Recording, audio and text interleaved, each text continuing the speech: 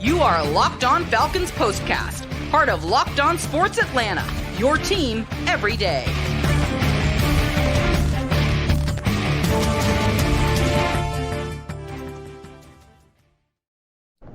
Welcome, everyone, to the Locked On Falcons, Locked On Sports Atlanta POSTCAST here on Locked On Sports Atlanta. Of course, Aaron Freeman here of Locked On Falcons, joined by Jarvis Davis of the ATL Day Ones podcast on Locked On Sports Atlanta. And we are coming at you guys immediately after the thrilling, exciting revenge game in which barn burner of a game took down the Tampa Bay Buccaneers. And Jarvis, you know, to me, I know there's going to be a lot of probably people in the chat and in the comments talking about meaningless wins or whatever. I enjoyed this Sunday. It got off to a little bit of a slow start. You saw some positives for the offense early in the game. I think Desmond Ridder had like 25 yards passing in the first half, but then winds up with like 199 yards passing in the second half, 2 touchdown passes. You know, second half, Desmond Ridder, you know, I tweeted a joke like he's better than Mahomes, but like he is basically like, it is night and day different, you know, what Desmond Ridder looks like once they make those sort of halftime adjustments. And we really saw that here. He got his first 2 touchdown passes of his NFL career and really, you know, helped this Falcon team find a way to pull off this comeback against Tom Brady, of all people. You love to see it, right? Absolutely, man. When you're talking about for Tom Brady going under 500 for the first time as a starter in his career, that is absolutely amazing. The Falcons getting the dub against Tom Brady, you know, like all that stuff, that stuff matters, man. From a pettiness standpoint, from just making sure we keep up with those insignificant stats standpoint, yes, that stuff absolutely matters. But all seriousness though, man, when you think about the trio, right? The trio that you all offenses look for, that quarterback, wide receiver, and running back. Like we saw, it was on full display today. When I actually was crunching some numbers during the game, and you know, people, you know, kind of looked at me kind of crazy because I tweeted out, I was like, man, Drake London would have easily had 100 balls this year if he had Desmond Ridder as his quarterback. And I think he had like 36 targets, 25 catches for 333 yards in the last 4 games of the season. That is a very nice clip from a 4-game standpoint. That is a very, very good number right there. So I think that when you see those guys going out there and doing their thing as rookies, you got to be excited, guys. I'm sorry. Like, I know a lot of people want the Bryce Youngs and the CJ Stroud and y'all in love with all that, man. But we're talking about 2023 and trying to get a winning record. And if what we saw today is any glimpse into that 2023, I'm cool. I'm ready to roll. I'm ready to see it. Yeah. Drake London finishes with 8 catches, 120 yards. Tyler Allgeier with 135 yards in this game, rushing on 24 carries. He goes over 1,000 yards, then breaks William Andrews' franchise record for most rushing yards for a rookie in a season. You know, I think beats it by about 11 or 10 yards or something around that number. Yep. So I agree with you, Jarvis. Like, again, you know, there will be a lot of conversation about sort of what, you know, the Falcons need to do at the quarterback position. There'll be, I'm sure, a lot of conversation about people saying, oh, they beat, you know, the Bucs scrubs or whatever.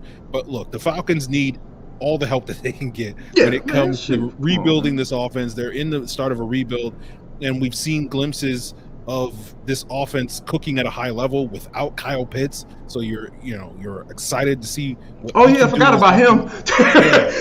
You know? I forgot about that dude. So, like, you know, there's a nice little foundation that they have. It's obviously no one's going to sit here and say, hey, this team is ready to go out there and win shootouts with the Kansas City Chiefs or anything like that. But like, this is a nice sort of building block with 3 rookies that you're feeling pretty good about after this last month of the season, where all 3 of those guys, and Desmond Ridder, Drake London, and Tyler Allgeier, were really playing good football these last month. And that's something that you can use, you know, whether you believe in momentum or not, to springboard into next season. Yeah, man, and that's the thing, that's all you wanted, right? Because we are obviously with no chances of being going into the playoffs. The Bucs already had a division clinched. I think there is some things that you had to really look for coming into this game, and that's what we've been talking about in these last few postcasts, since Desmond Ridder took over as a starter. We want to see improvement from game 1. He looked a little rough. Game 2, we saw a little bit of improvement. Game 3, we started to see to spread the ball around a little bit more. Game 4, he got a couple touchdown passes, and we saw him do the same thing that you talked about before we got started with this thing, that second half, right?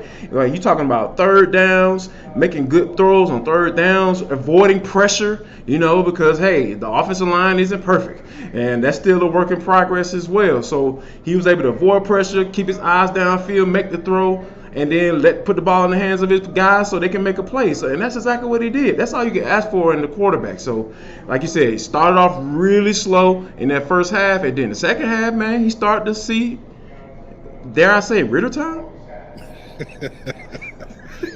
Yeah. Hey, Jarvis, we got a deep ball in this game. Did you see that? A completed deep ball. Like, yeah. He gave the receiver an opportunity to catch the football. Like, we haven't seen that. Like, it was so like, we were just so distraught at long ball pass attempts, like, for probably about 3/4 of this season, right? You know what I'm saying? So I think for him to kind of, like, and I think on that particular play, he had to avoid some pressure on that one, and then he threw. That was on a run. That was on a run, Aaron. That was on a run. He made that throw on the run. Like it's about baby steps when it comes in this thing, man. When it comes to talking about the Falcons, man, it's about baby steps. Y'all want to have all these super duper high expectations, man. When you see stuff like that, you got to point it out, man. Like, that stuff is good stuff because we did not see that before. Like, could be no pressure. It's sitting back there, a clean pocket, and that throw down the field would be somewhere where we don't know expected to be, and like the man who threw it didn't even know where we're gonna throw it. Somewhere in the stadium, maybe possibly, potentially. But nah, man, it's cool to see, man. It's really cool to see.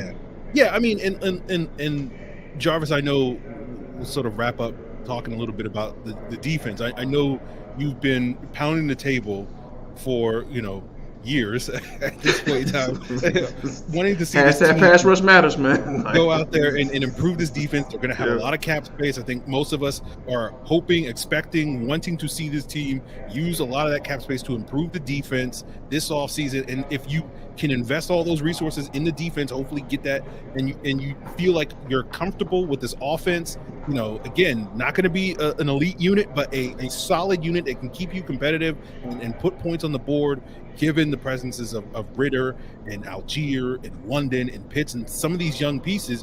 You can go out there and feel a lot more confident spending a lot of that money on the defense, because you're like, with these guys growing from year 1 to year 2, you will see, big improvement for that. And therefore, all these resources that we have don't have to be spent on the offense as they have consistently been for basically the last 15 years. Now we can actually start investing that in the defense, right? Yeah, it's time, man. It's time.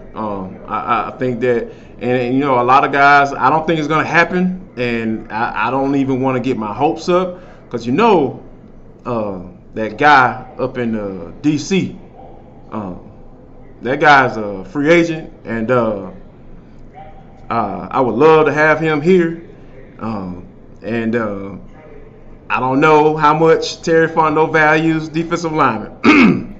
However, if you want to use some cap space, that might be a good place to start, because Lord knows if I see Mr. Payne and Mr. Jarrett line up in that interior defensive line, I might come to the press box with my shirt off next year. I'm like, I'm sorry. All right. We're wilding here at the end of the show. Okay. All right. You guys heard it, man. Jarvis making promises. Let's see what Terry could do to make that come true. That money on Deron Payne. I was a little worried when you said that man up in DC. I was like, is he talking about Joe Biden? But no, man. We're gonna stay away from politics this show. We ain't gonna, not this time, not this week. During the week, man. I can't do it on the weekends. Like, it's Sunday, man. I got you. It's about football and Jesus. yeah, man. We'll see what the offseason has to say. This is our final postcast, but Jarvis and I will be linking up many times on Locked On Falcons as well as Locked On Sports Atlanta and ATL Day Ones to keep you covered for this Falcons offseason. But now that this 2022 season for the Falcons is done, when it comes to at least Atlanta sports, we're putting all our hopes into those Georgia Bulldogs on Monday night. So make sure you check out Locked On Sports Atlanta, Locked On Bulldogs, as well as part of this local show family here on Locked On Podcast Network to get you guys covered for that big game.